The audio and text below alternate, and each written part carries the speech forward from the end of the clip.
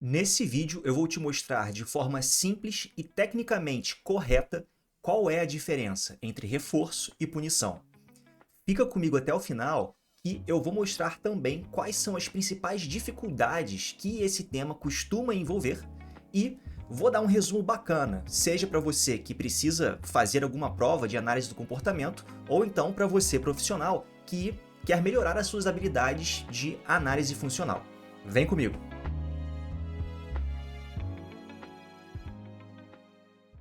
Respondendo de forma breve, a diferença entre reforço e punição é a relação funcional que cada um desses tipos de estímulo possui com o comportamento que o produziu.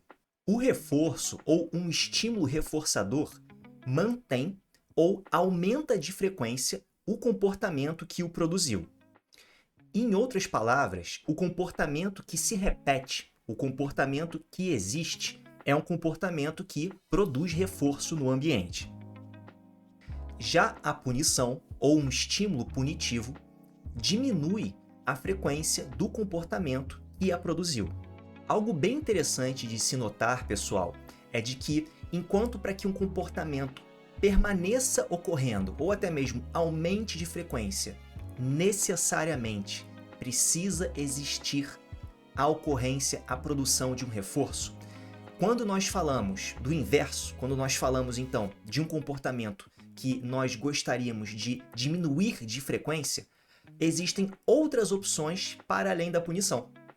Por exemplo, nós temos a suspensão da produção de reforços, nós temos a estipulação de contingências concorrentes, ou até mesmo do planejamento de comportamentos alternativos que produzirão a mesma consequência que aquele comportamento que nós estamos tentando diminuir. Se vocês tiverem interesse em que eu fale um pouco mais sobre esse tema, por favor, deixem nos comentários a sua dúvida ou então a sugestão de tema que eu me programo para produzir algum conteúdo como esse, tá bom?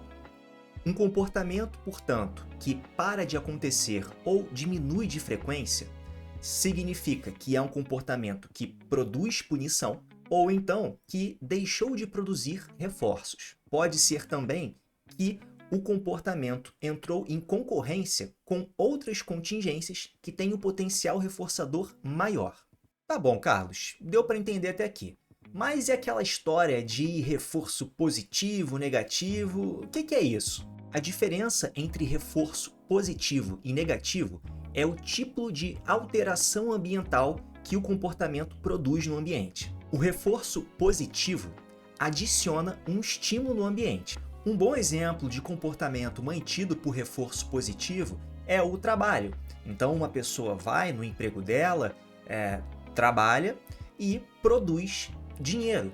Então, quer dizer, a partir do trabalho dela, há o acréscimo, a soma de um estímulo no ambiente, que nesse caso são os reais. Um outro exemplo bem bacana e bem corriqueiro de comportamento mantido por reforço positivo, pessoal, é a própria publicação de vídeo no YouTube. Então, inclusive, pessoal, se vocês acharem que esse conteúdo agrega algum tipo de valor para vocês e caso vocês queiram que esse meu comportamento se mantenha ou aumente de frequência, por favor, me recompensem, por favor, me ofereçam um reforço positivo.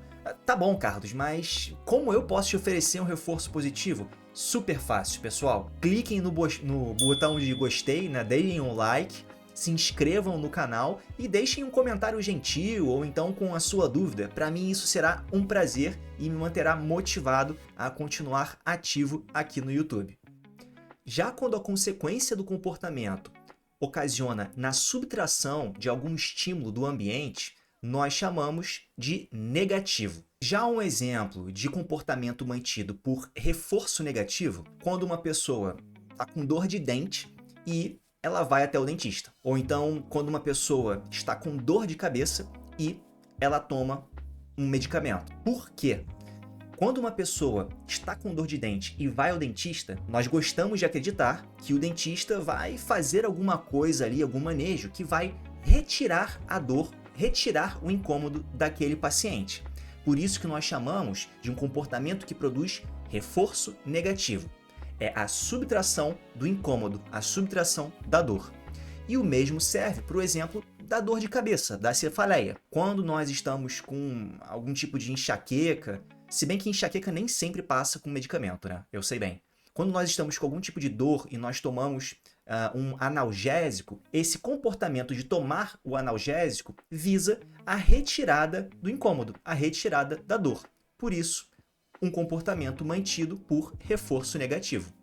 Antes de eu mostrar para vocês, pessoal, quais são as principais dificuldades envolvidas na compreensão desse tema, eu convido vocês a conferirem o link na descrição. Eu elaborei um passo a passo que vai guiá-los na elaboração da sua própria análise de contingências. É claro, não é um documento que vai esgotar todos os argumentos, porque realmente esse é um tema um pouco difícil, mas eu prometo para vocês, com dedicação e com esse passo a passo que eu preparei, vocês vão estar no caminho certo para fazer isso com facilidade. Agora vamos lá. Prestem bastante atenção aqui, pessoal. Uma das principais dificuldades na assimilação dessa ideia de reforço positivo, negativo, punição positiva e negativa é a confusão com a ideia de positivo como sendo algo qualitativamente bom e negativo como sendo algo qualitativamente ruim. Não tem nada a ver. Isso eu costumo dizer que é muito mais ligado à noção matemática de adição ou subtração, que nesse caso é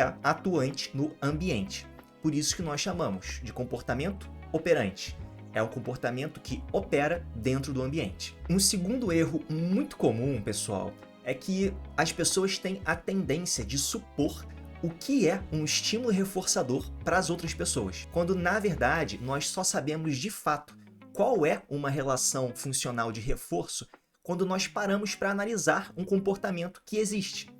E para que nós possamos gerar hipóteses sobre o que de fato é reforçador para uma pessoa ou não, é a análise funcional. Quando nós nos debruçamos sobre as relações de dependência entre o comportamento e a repetição dele naquele ambiente, nós podemos chegar a outras alternativas que possam produzir efeitos semelhantes, ou então outros comportamentos que são mantidos por esses mesmos efeitos, essas mesmas consequências que aquele comportamento que está sendo analisado produz. Agora, pessoal, rufem os tambores e preparem o print. Aqui, então, eu coloquei uma tabelinha para vocês, maravilhosa, indicando qual é a relação funcional entre comportamento, frequência e a designação, o nome. Podem printar. Por hoje é só, pessoal. Eu espero que vocês tenham gostado e, mais uma vez, eu peço humildemente o seu apoio com um comentário, com uma inscrição ou, principalmente, com um like nesse vídeo para que eu me motive e continue produzindo novos conteúdos. Até a próxima, pessoal. Um abraço.